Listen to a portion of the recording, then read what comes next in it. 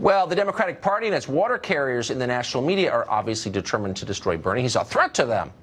But Sanders, for some reason, isn't fighting back very hard. For example, when Sanders' surrogate, Zephyr Teachout, called Joe Biden corrupt in an op-ed, and of course Joe Biden is corrupt, Sanders didn't stand by her. Instead, he apologized. Joe Biden is a friend of mine. I've known him for many, many years. He's a very decent guy. And Joe and I have strong disagreements on a number of issues, and we'll argue those disagreements out. But it is absolutely not my view that Joe is corrupt in any way.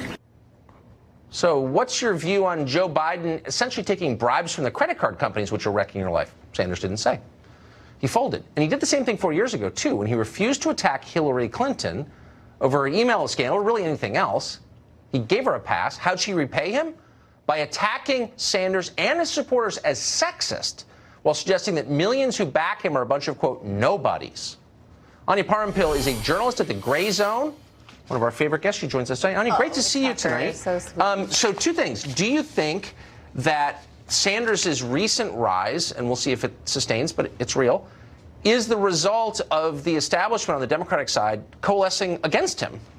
Well, certainly the fact that they're talking about him for the first time is helping him because people are hearing him. There was essentially a media blackout for years. In 2016, they wanted to ignore him and pretend he didn't exist. Hillary was the queen. She needed to be crowned. But now that people are hearing him, they turn out they like him. Yes. And so they've launched these attacks. And I can't speak as to why Sanders won't attack them. I think it's as though he didn't learn anything from watching 4 years of President Trump. The U.S. public actually likes it when someone stands up for what they believe in, especially when they're an outsider.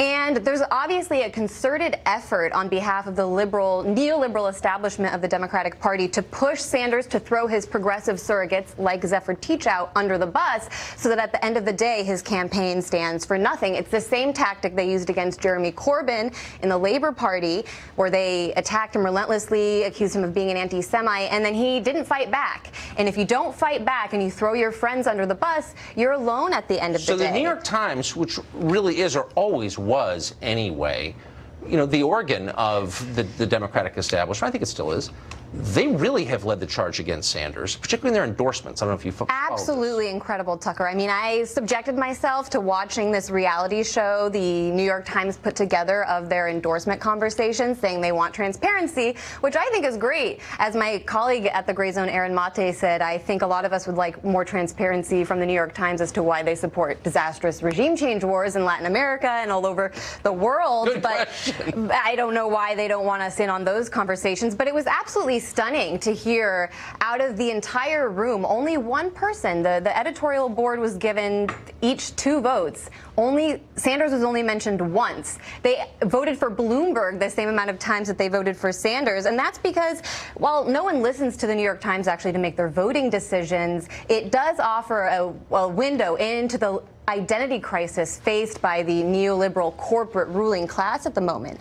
And they're really trying to revive this centrist, corporate, conformist, neoliberal, imperial Frankenstein and vampire, which has been sucking the country and the world dry for decades by now. People are rejecting it. And so their inclination was to go for Warren, but they knew that they had to pretend to care about the middle of the country, so they went for Klobuchar as well, and then didn't discuss any issues when they were actually making the decision. They just made vague comments about electability, and then when they did talk about issues, they praised Klobuchar for her vote on the wars in Syria and Libya. While meanwhile, this week in Berlin, 12 world leaders are meeting in order to figure out how to clean up the mess the Obama administration made. That's exactly right. And so they haven't learned that the country's rejecting them, and because nobody supports those politics other than the New York Times editorial page. I wish we had more time. It's always a happy day when you're here. Thank you.